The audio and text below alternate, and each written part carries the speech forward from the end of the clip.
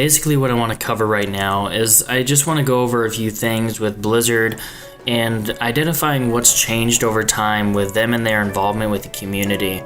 I recently have been going over a few things, such as their old website using the Wayback Machine, and I can link that if I need to, but I'm going to go ahead and get started. So I just want to point out, and I'm going to go through the posts as I go, and we'll move our way from there. So first they have miss a new item. Make sure that you keep up to date on all the latest in the World News Archive. Then it moves to second novel in Warcraft, War of the Ancients trilogy, now available.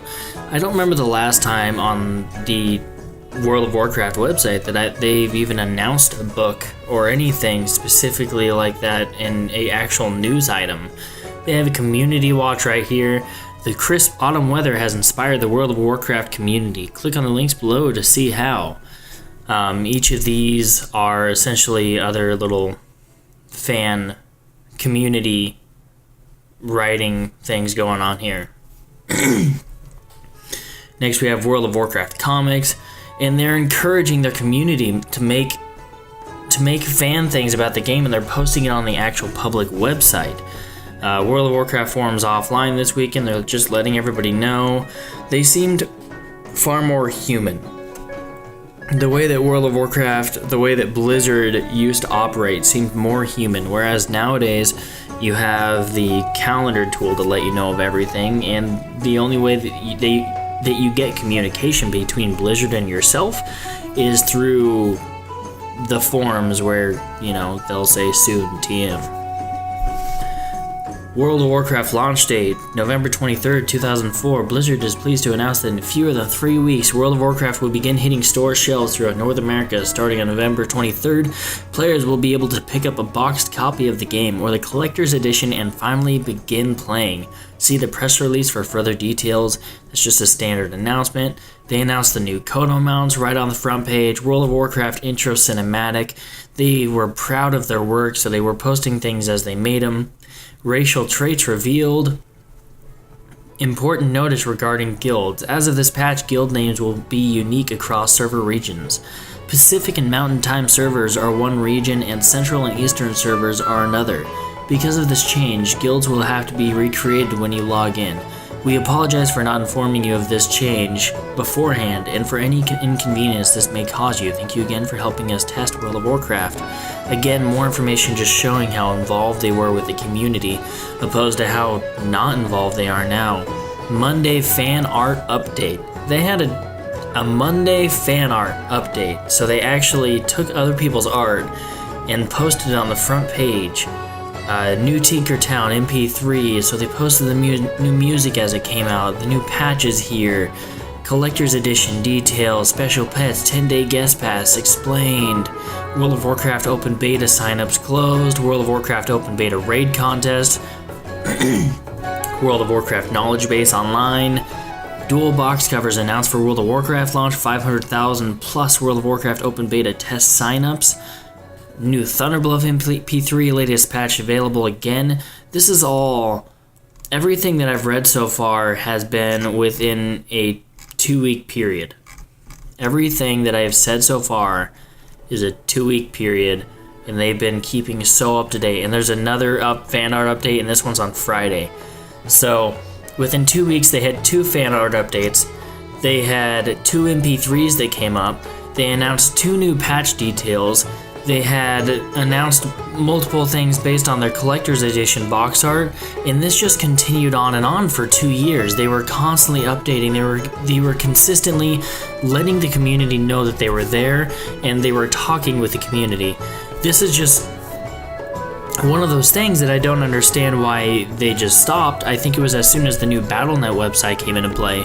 When Battle.net came into play, they stopped being involved because the website did all the work for them. It just had the less human aspect of it because, sure, I mean, the Battle.net's great because you can download everything's in a more organized fashion. It's much easier to access things that you're looking for. But if you're trying to look at what Blizzard is doing and you want to know what kind of development that they're specifically working on at the moment in time, It's a lot more work, and at the same time, they don't really speak for the community anymore. I don't think that there's any legal issues there, so I don't really understand why they made that change, other than the fact that Activision came into play. That's just what I have to say about the website itself and how the website has changed. After that, the next thing I really want to get into is toxicity in the Blizzard forums. Honestly, one thing that I've noticed is a huge difference between all of the forums with Blizzard, and even if you're not on Blizzard's website, because of Blizzard's lack of communication with their entire community, now their entire community has decided to create essentially cult following for them. So there's a very separate fan base. There's the people who love Classic, the people who love Live, the people who are in between and don't know anything. But because they're not communicating, a cult following has begun on both sides of the spectrum. And I personally am one who loves Classic WoW, but I don't want to see Live die either. But one thing that's throwing me off, that's making me really have negative feelings towards Live, it's kind of giving me notions to the point where I almost want Live to die. And I don't want Live to die, but if this is the way that people are going to act, then I don't know what to say other than you need to grow up. Because I should be able to talk about something that I love without completely being shut down without a discussion and just completely disregarding the entire conversation, specifically for the notion of pissing someone off because they don't like something that you like. And this is something that's happened over time and gotten worse and worse and worse in the gaming genre in general. It's not even World of Warcraft that's the only subject to this huge amount of toxicity. Whether you play League of Legends, World of Warcraft, Dota, any real online competitive games, toxicity has become a far worse issue. I don't even play Rust anymore. I tried that game, and have you ever had a 12-year-old come up and like start cursing all over the place because like, what are their parents doing? That's what I'm questioning. I have a not very tame mouth, and those children have a worse mouth than I do. I just don't even know what to say about how bad toxicity has gotten, and I think that's because of how much everybody believes in Google and believes that they're right no matter what because they have answers everywhere. And just because you have answers in your reach doesn't mean that you're right, and doesn't mean that it's morally right of you to push out your beliefs in the way that you do. I can like Classic and I can like Live, and you can't tell me that I can't like both. But factually speaking, we both know that Live has imported artificial time walls, pay-to-play features, and multiple non-socializing aspects. These are facts, not opinions.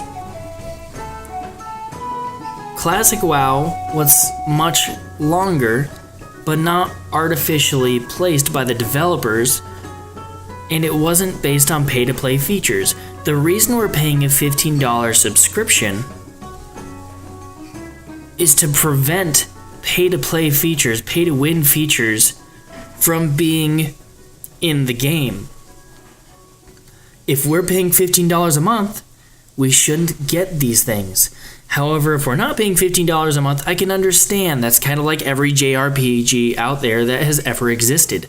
But we are paying the monthly subscription to prevent these types of things from happening, to preserve the game's quality.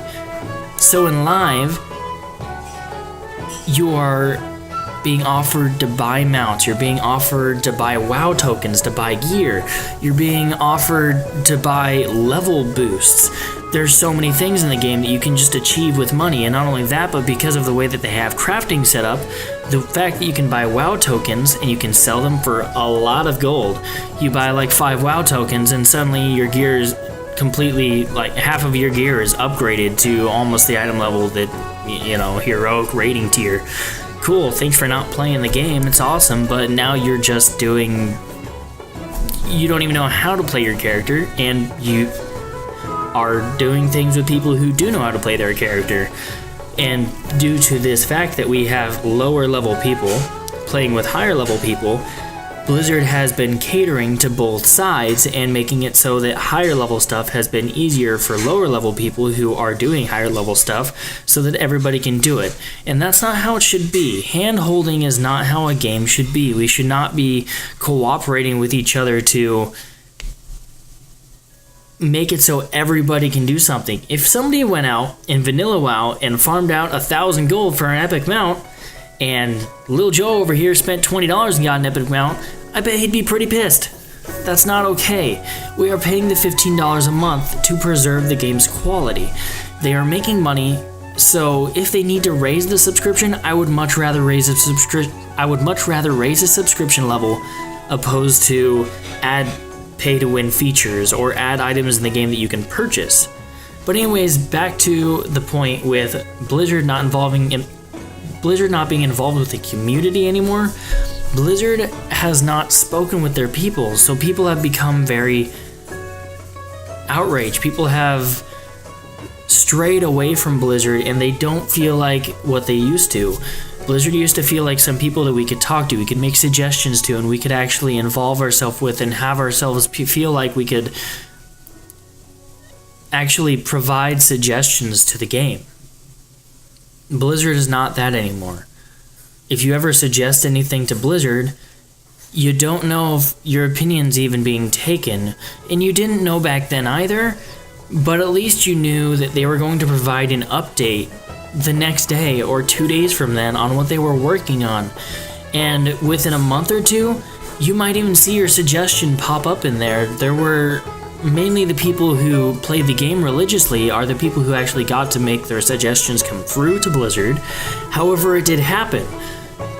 And I understand that they have their game planned out years and years and years on, but an MMO is a community, and that's the first basis of an MMO. If the entire game is played like a hack and slash, then go play Assassin's Creed, go play Call of Duty, those are top sellers for a reason. But this is an MMO, an RPG, role-playing game. This is a game where we are supposed to be involved with the game, where we're supposed to feel like we're a part of the game, where we play with the other people. Anyways, if you don't get what I'm saying about the communication that's changed between Blizzard, and I'm sure I strayed off a little bit in there, a lot of it, but if you don't understand what I'm saying between the communication and Blizzard, and we can't have everything, and if you don't believe me on Classic WoW and you don't like Classic WoW, that's fine. If you don't like Live, that's fine. But one thing we all can agree on is the fact that Blizzard needs to get more involved with their community. They need to be far more involved with their community and stop letting leaks happen before they speak. Leaks before a company speaks is a horrible thing, and they need to understand that we're there and we want to support them, but they have to be there too, because if they're not there, how do we talk to them? Anyways, thank you for watching. Like and subscribe if you like my content.